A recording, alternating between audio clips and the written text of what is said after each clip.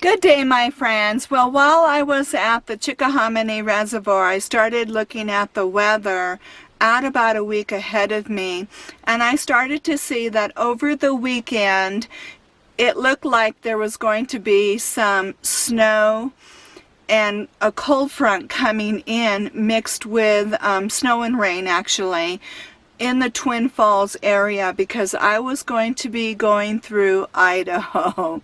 So I had this decision to decide what to do: either stay at this Chickahominy Reservoir until after that weekend, so almost about a week, and leave, the Tuesday after the weekend, and then head to Idaho at that time frame. Or I could try to keep moving forward, and I was going to stop at a Harvest Host vineyard, which they only allow you to stay one night, so I could do that and then try to get to the Twin Falls area before the weekend and just reboot and stay there through the weekend, and then maybe leave Tuesday after the cold front, because then everything was going to open up and warm up a bit, or at least not have any kind of snow or ice, be sunny and cold, but at least it was going to be a little easier to travel without any kind of snow or ice. I don't mind sunny cold, but definitely no snow and ice. So I made that decision. Okay, let me just plug along, let me just do it. Okay, so in this video you're going to see me make my way through Highway 20, which is really a gorgeous, spectacular drive. It is really one of my favorite drives now, getting through Oregon if you're going to go to Idaho. So I did that drive and start making my way to the Caldwell, I think that's how you pronounce it, Idaho area, to get to this Harvest Host vineyard that I was going to stay the night at. Okay, so here we go.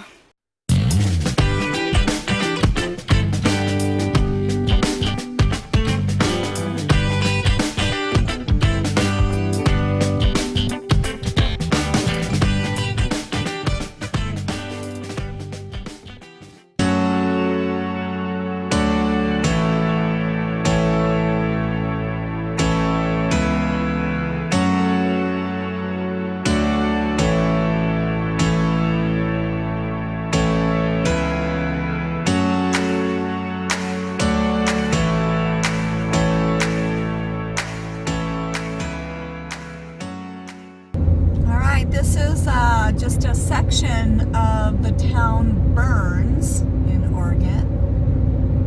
This is their downtown area as we pass through.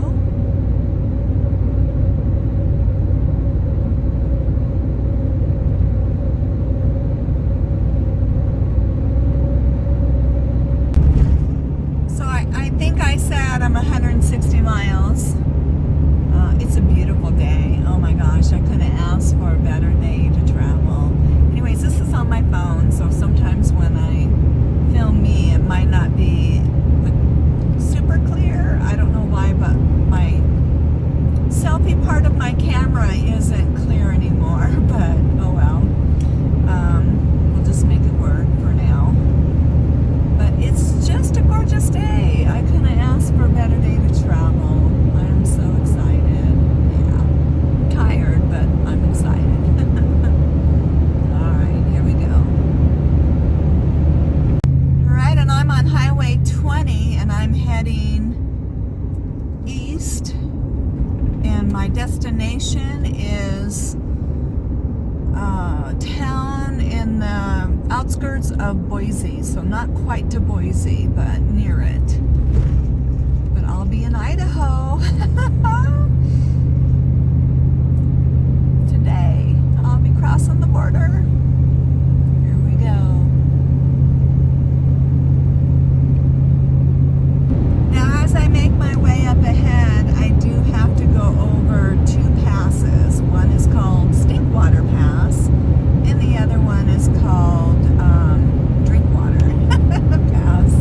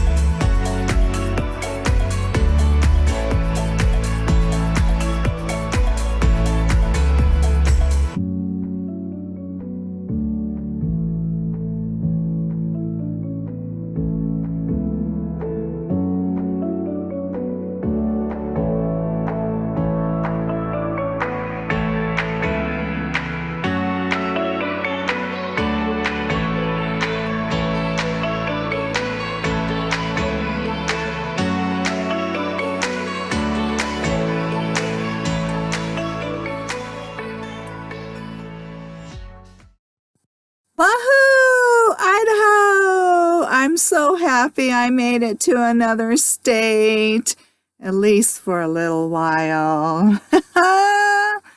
Woo!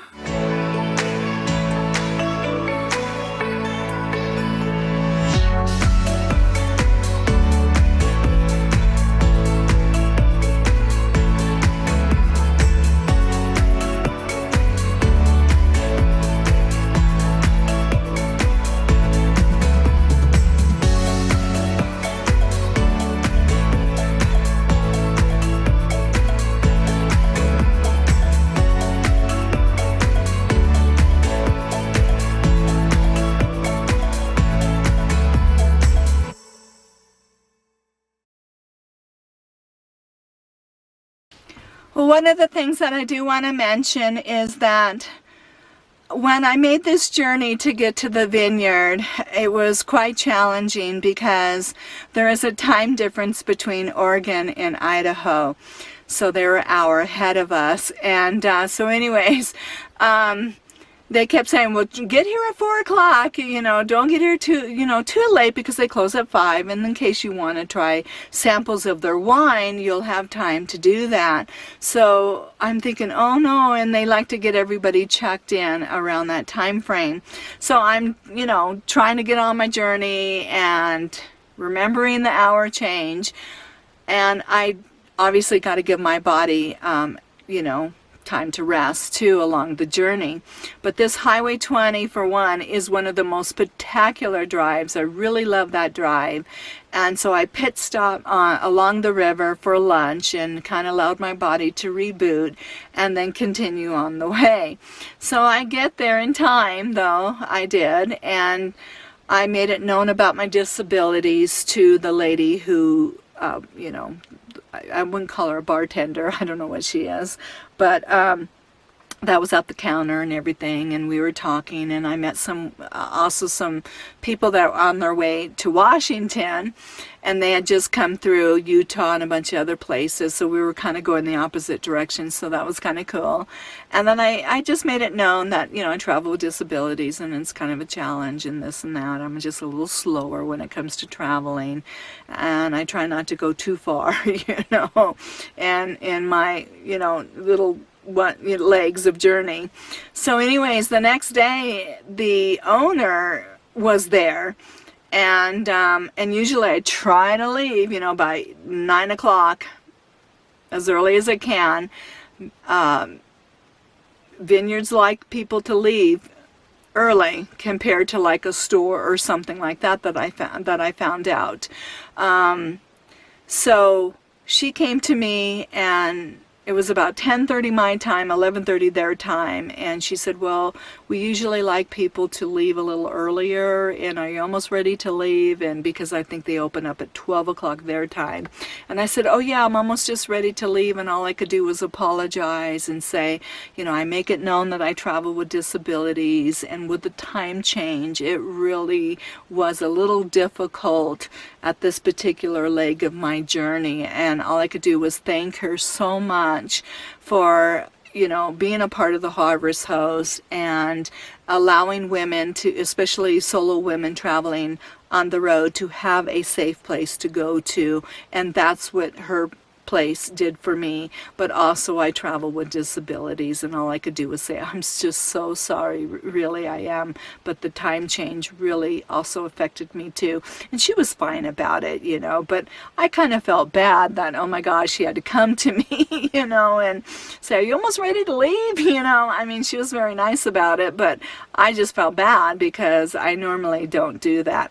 So one thing I did learn about Harvest Hosts that I will probably do in the future, because I try to learn from my travels, and everything's a learning lesson, is really make it known more clearly that I travel with disabilities, and if there is a time change, would they need me to be out by a certain time? Because I did actually ask the lady who, pours the wine and all that when you're trying your little, samples of wine.